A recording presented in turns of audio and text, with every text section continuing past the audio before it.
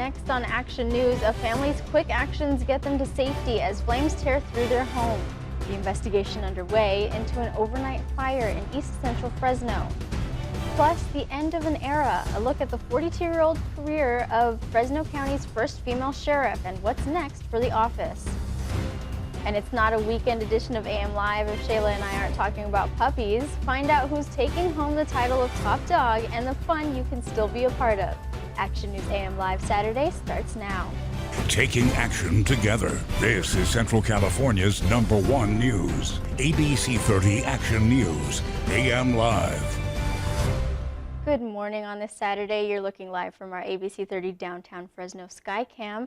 Thank you so much for joining us this Saturday morning. I'm Jackie Avila. And Shayla Girardin is here at a first look at our weekend forecast. Shayla? Thanks, Jackie. We are starting out nice and calm, and it is going to be a good weekend ahead. Take another look right now from our downtown Fresno Skycam. You can see those blue skies out there, and they are here to stay. Temperatures right now coming in at 44 degrees. We are seeing 30s and 40s. It's a very cool morning across the valley. Here's a look right now at our temperatures: 44 in Fresno, 46 in Lemoore. Porterville, you're coming in at 45. Merced is the coolest right now at 43 degrees to start the day. A bit of a temp change for us. Most of us are warmer out there except for Porterville. Excuse me, you are coming in a few degrees cooler. Jumping ahead to our day planner though, sunny skies all day long. We are talking about the 50s by noon, staying dry this afternoon. We are going to reach that 60-degree mark, but a bit of a change is coming up this weekend. Plus, I'll tell you when that cloud coverage is moving back in. But for now, Jackie, I'm going to toss it back to you. Developing now out of East Central Fresno, fire officials are working to figure out what sparked a garage fire at a home. It happened around 10 last night on Grant near Marlin Avenue. Roughly 30 firefighters responded to a large blaze at the home's garage, which quickly spread to the attic.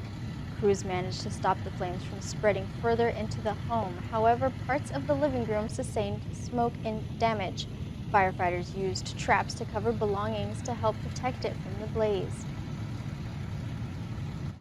We're able to cover most of their property on the inside of the structure, so although there was significant damage in the garage and through the attic space, the people's personal belongings inside the house were actually able to be salvaged. Everyone inside the home safely escaped with no injuries. However, a small dog died in the fire. The Red Cross is helping with homeowners to make sure they have the resources to recover.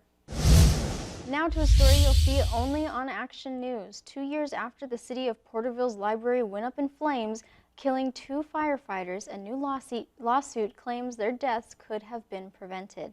Friends and family gathered at the Porterville Fire Department to honor the lives of Captain Raymond Figueroa and firefighter Patrick Jones yesterday.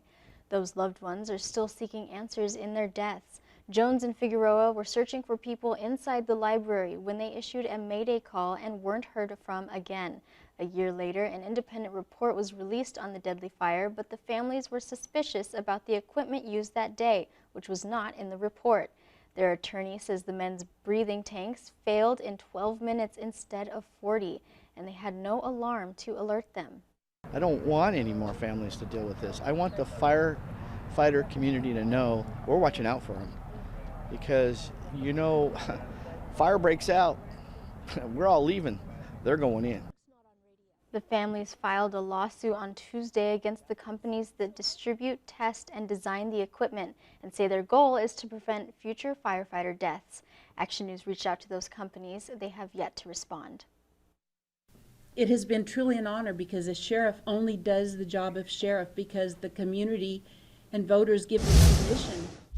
There's nothing second to public service. Emotions ran high as Sheriff Margaret Mims announced her 42-year career in law enforcement will come to an end at the end of this term. Serving as Fresno County Sheriff for 16 years, Mims was the first female to hold that position in Fresno County, as well as the first female captain and assistant sheriff.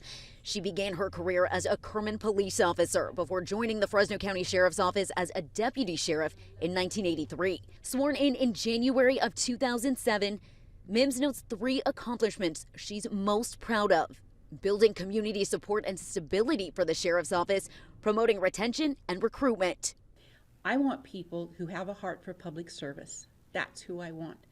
And I think that's what the public expects. Mims also touted the nationally accredited mental health system in the jail and the sheriff's reading posse. If we can improve literacy in Fresno.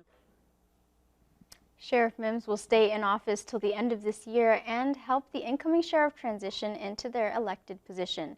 As for those who else will be on the ballot, the deadline to file is March 11th.